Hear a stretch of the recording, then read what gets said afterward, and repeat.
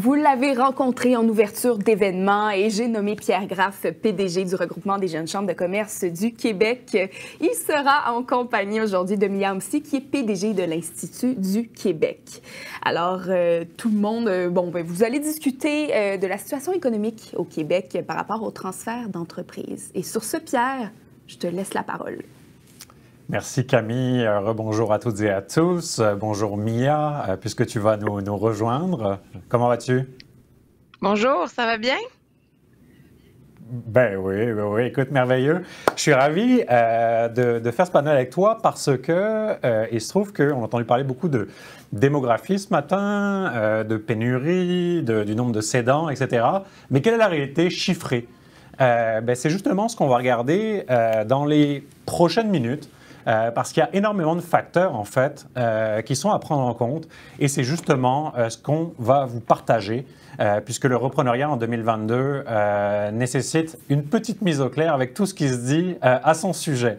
J'en profite d'ailleurs pour remercier évidemment Mia qui est avec nous, l'Institut du Québec, mais aussi tous les organismes et compagnies qui nous ont fourni des statistiques, que ce soit le Centre de transfert d'entreprise du Québec, que ce soit Raymond Chabot ou encore Desjardins. Merci beaucoup. Alors sautons à pieds joints dans la réalité chiffrée.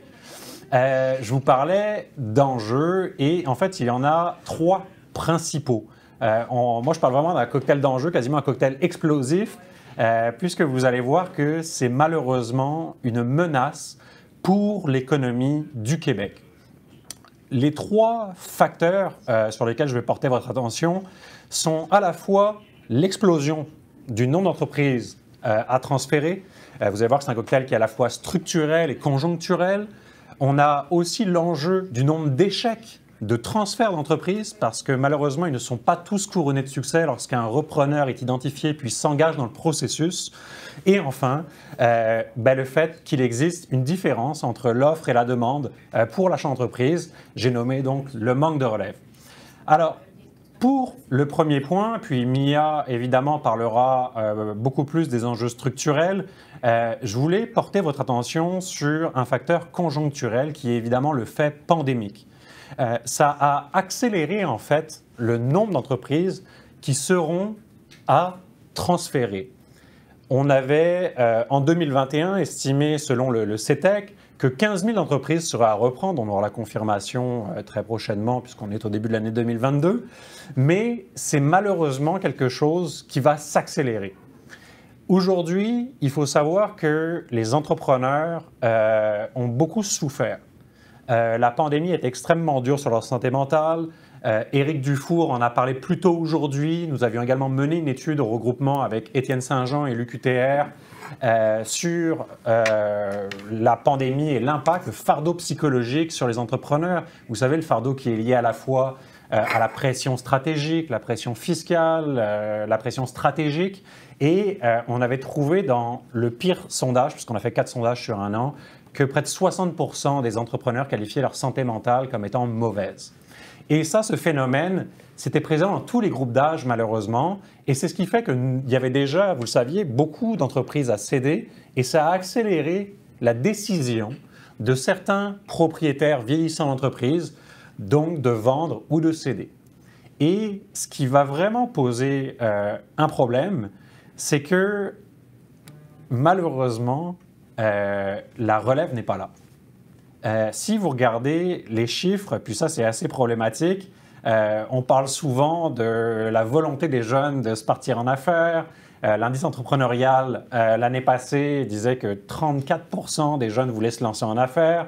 Un récent sondage du regroupement pour notre série Travaillons ensemble voyait que toujours 25% des jeunes professionnels, là je vise juste les professionnels, mais 25% des jeunes professionnels considéraient aussi se lancer en affaires, mais malheureusement le passage à l'action n'est pas là.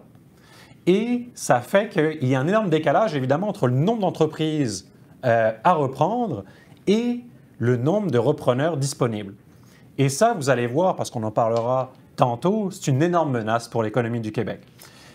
L'autre point, évidemment, c'est l'échec du taux de transfert. Le succès est malheureusement extrêmement bas, avec seulement 3 entreprises sur 10 qui réussissent leur transfert d'entreprise. Le Centre de transfert d'entreprise du Québec l'a confirmé dans une étude en 2019, 70%, malheureusement, les transferts s'étaient soldés par un échec. Donc, vous voyez qu'il y a ce cocktail absolument terrible qui représente vraiment un enjeu avec le nombre grandissant d'entreprises à céder. Et je laisserai maintenant Mia vous présenter les éléments qui sont plus structurels, notamment démographiques. Ah, on ne t'entend pas, Mia, je crois. Classique, désolée, je pensais qu'après 2 ans en télétravail, on faisait plus ça, je suis désolée. Je voulais dire merci beaucoup, Pierre, pour l'introduction. C'est extrêmement pertinent, les données que tu viens de présenter. Puis moi, je vais essayer de vous expliquer, dans le fond, dans le cadre de ma présentation, un peu les tendances de fond, les tendances plus structurelles en lien avec la démographie qui expliquent pourquoi on en est rendu là et pourquoi ce décalage entre les cédants et les repreneurs risque de perdurer et pourquoi le reprenariat devient de plus en plus un thème fondamental dans les discussions sur les enjeux économiques du Québec les prochaines années. Donc, ma présentation va se séparer en 3 temps. Un marché du travail sous pression, des défis démographiques qui vont s'accentuer et les leviers d'action.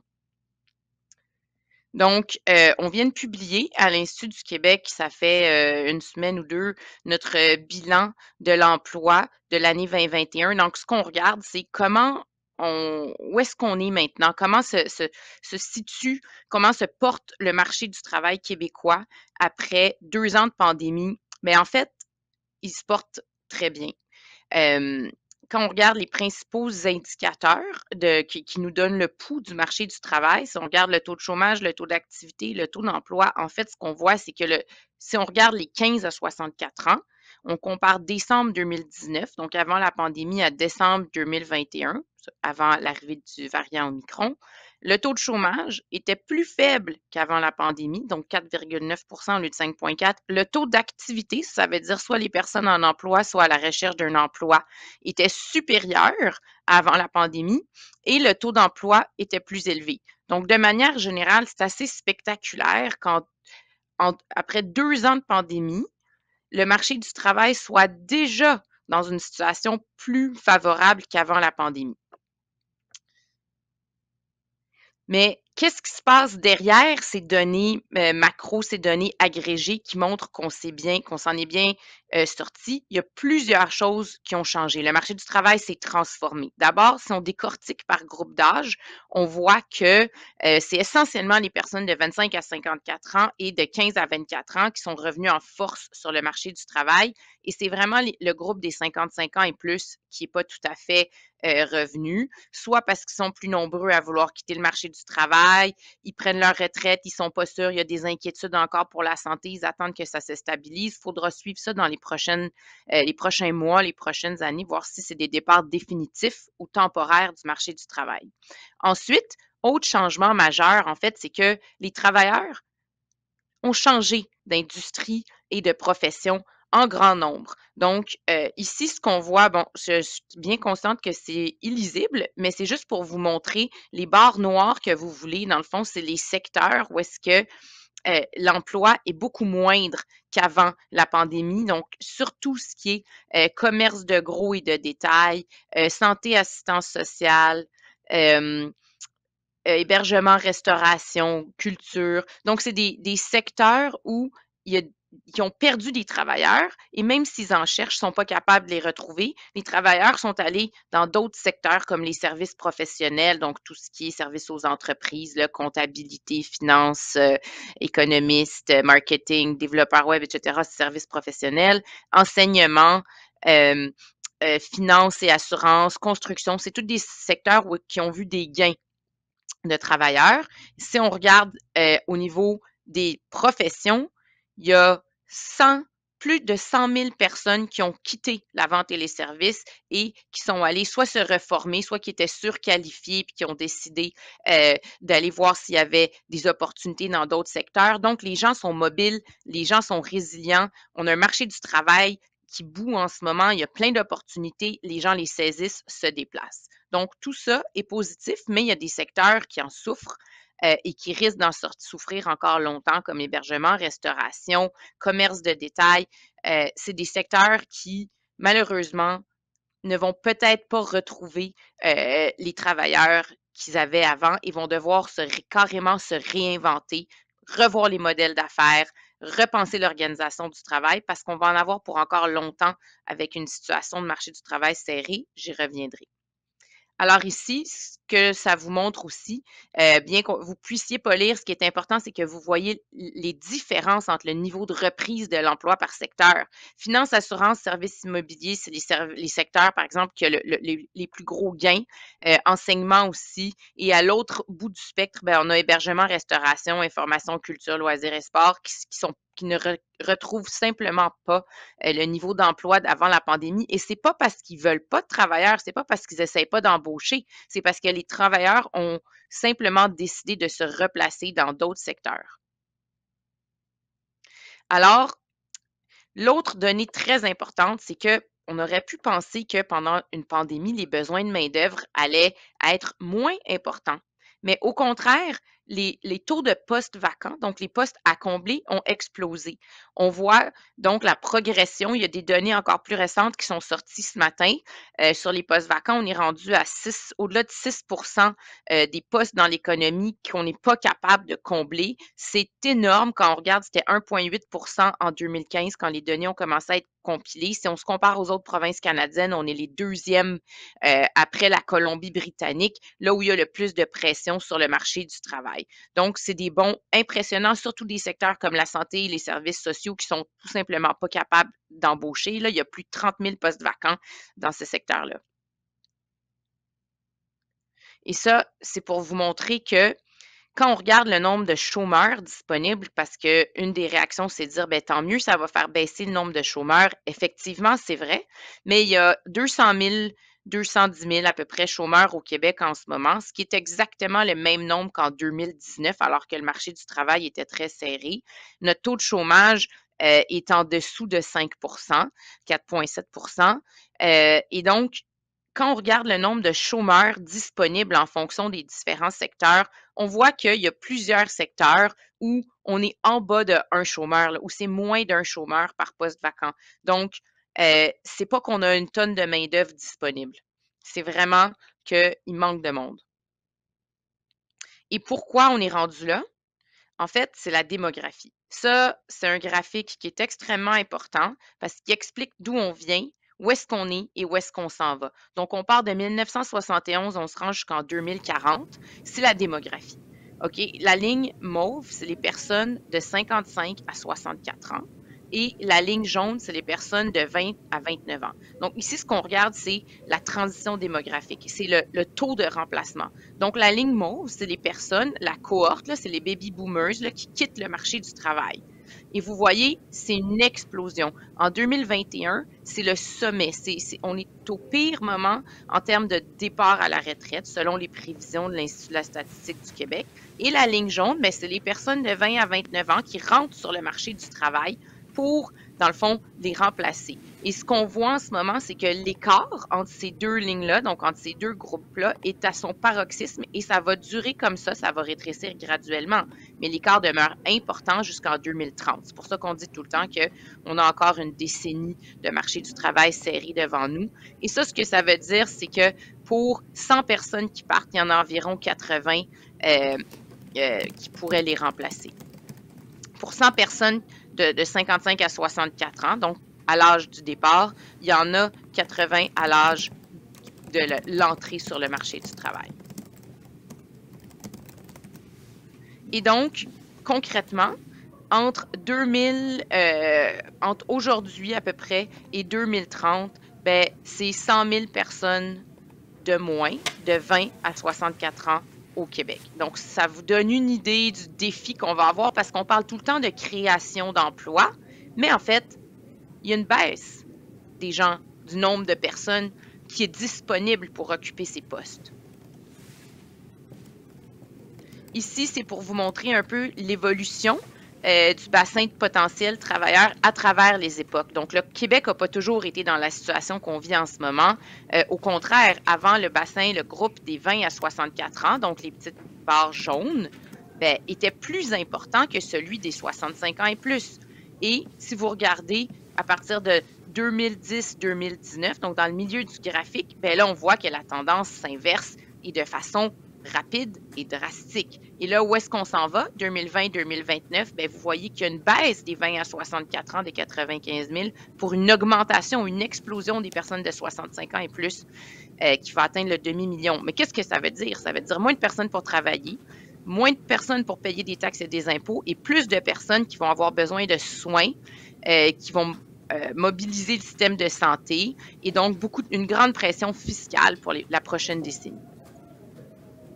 Et on pense souvent que c'est pire à Montréal, mais en fait, c'est faux. La population vieillit beaucoup plus rapidement hors de Montréal et hors des régions métropolitaines de recensement.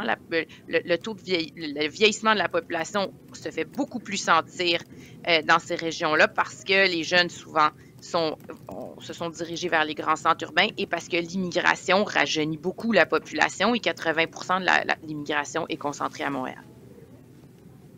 Et donc, les estimations d'Emploi Québec sont qu'il y aura 1,4 million d'emplois à pourvoir entre 2019 et 2028. La moitié à peu près va venir des jeunes qui vont rentrer sur le marché du travail, 22% des immigrants qu'on accueille à chaque année et la hausse du taux d'activité. Donc, les personnes de 15 à 64 ans, on l'a déjà vu, c'est très réaliste de penser ça. Bien, le taux d'emploi augmente. Même pendant la pandémie, il a explosé chez les personnes de 25 à 54 ans.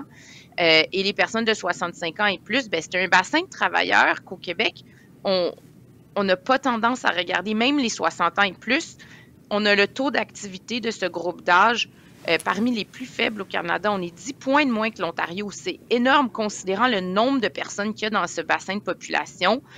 Un tel retard, c'est énorme. Et ça, ce que ça veut dire, c'est qu'il va vraiment falloir changer l'approche au travail, tant à l'intérieur des organisations, se dire quelqu'un qui a 60 ans, 61 ans, 62 ans, il peut rester encore longtemps, il peut nous aider encore longtemps, il peut aider dans le transfert de connaissances, mais aussi ça veut dire beaucoup de personnes qui vont vouloir dans le contexte du repreneuriat, dans le contexte de l'entrepreneuriat, ça veut dire beaucoup de monde qui va dire, ben moi, c'est terminé pour moi, je cède mon entreprise. Que ce soit à 60, 61, 62, 65, c'est pas clair s'ils vont garder leurs entreprises un peu plus longtemps dans le contexte économique actuel, mais c'est sûr que ça va accroître rapidement et massivement le nombre de personnes qui vont vouloir passer leur entreprise puis s'assurer qu'il y a des repreneurs pour la prendre.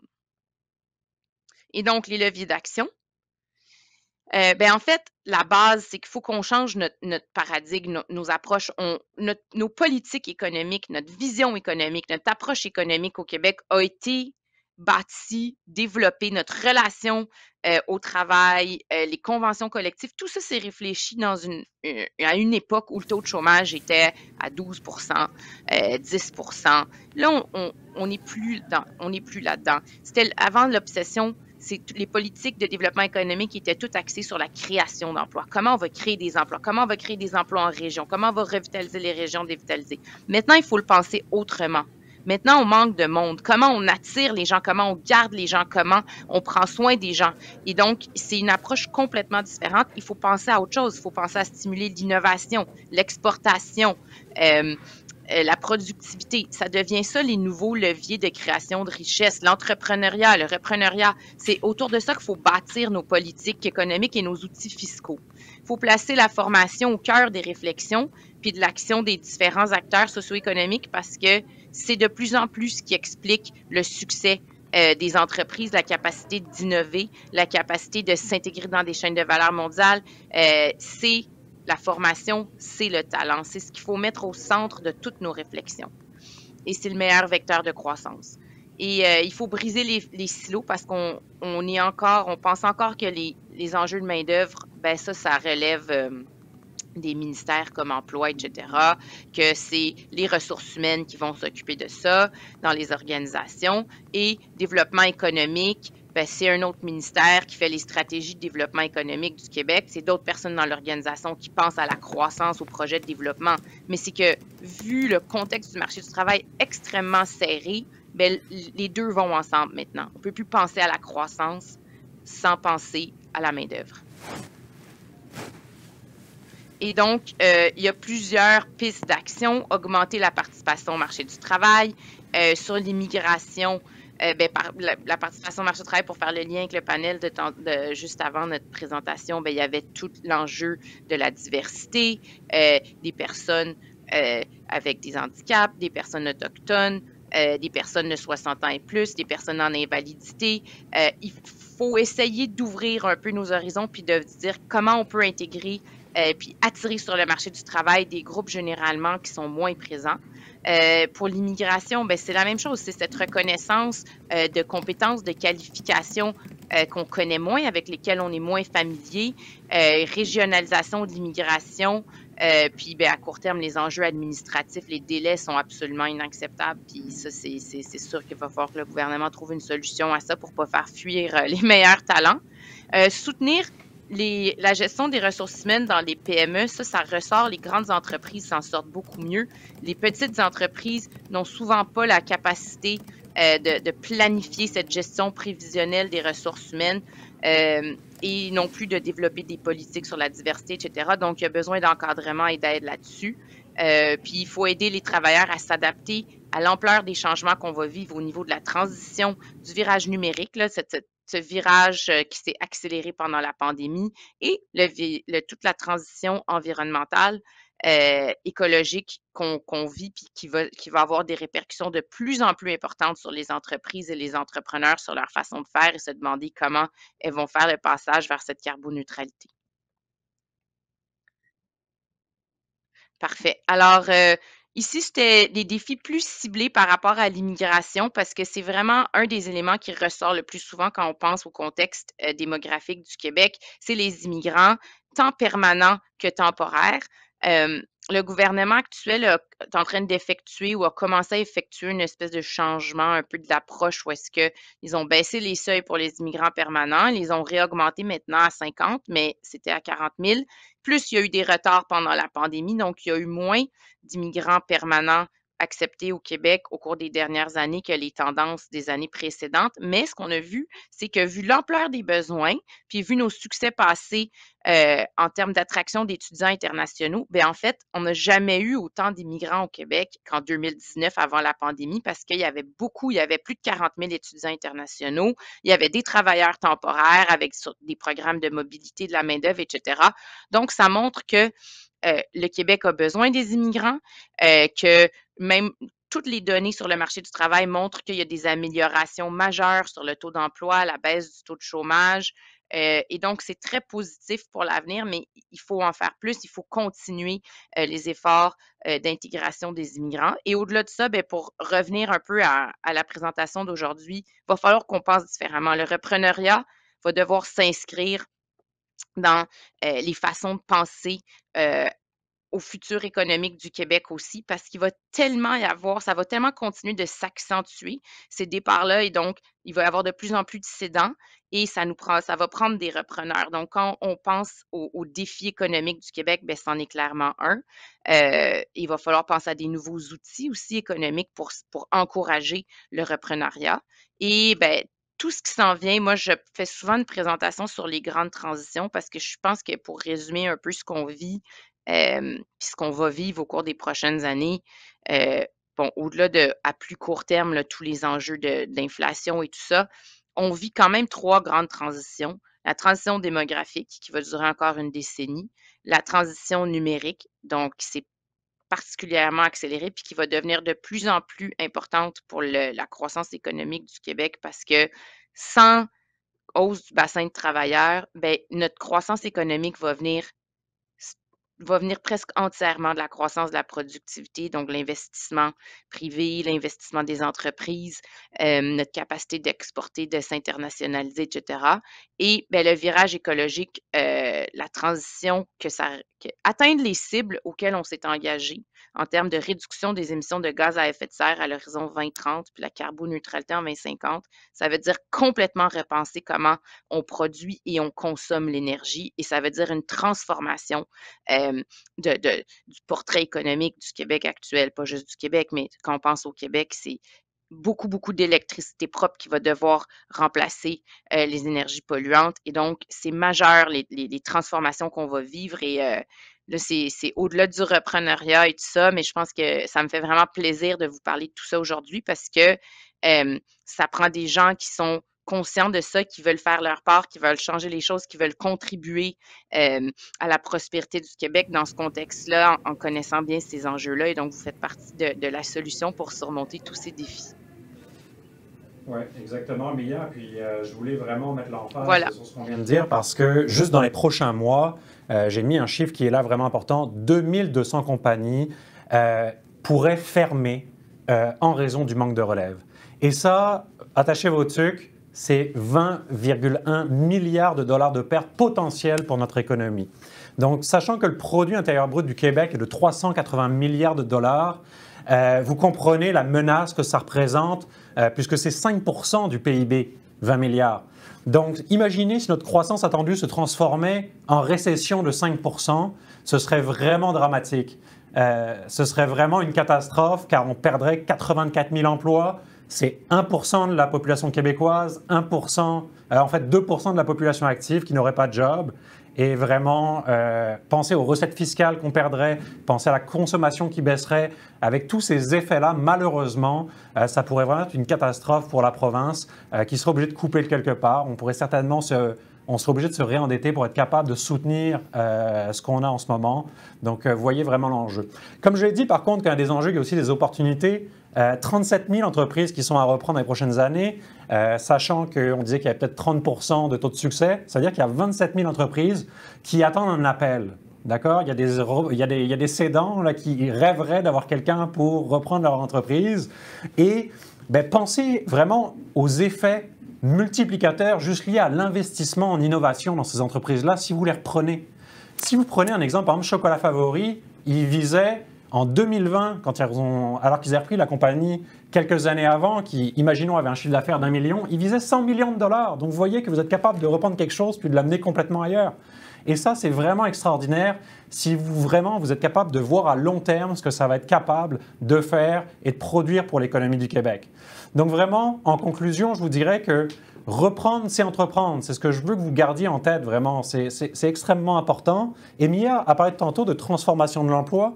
Sachez que le repreneuriat vous offre cette possibilité-là parce que vous pouvez vouloir la faire grandir ou la faire grossir. La faire grandir, c'est faire des transformations opérationnelles profondes qui vont changer les façons de faire, qui permettront à l'entreprise de grossir plus tard. Ou vous pouvez aller tout de suite dans un plan de croissance, puis la faire grossir tout de suite. Un autre exemple qui est excellent, les emballages El Boucher. Je visitais cette usine lundi, puis c'est ce qu'ils ont choisi. Ils ont choisi de changer complètement les manières de faire, changer l'usine, rentrer des logiciels, réapprendre à leurs employés à travailler avec ça, puis ça offre des perspectives incroyables à long terme. Donc vraiment, il y a un besoin dans le repreneuriat. Vous pouvez prendre une entreprise qui existe, l'amener ailleurs, puis je vous invite vraiment à... On disait tantôt que 25% des jeunes voulaient reprendre une compagnie, puis je vous laisserai là-dessus parce que le temps file.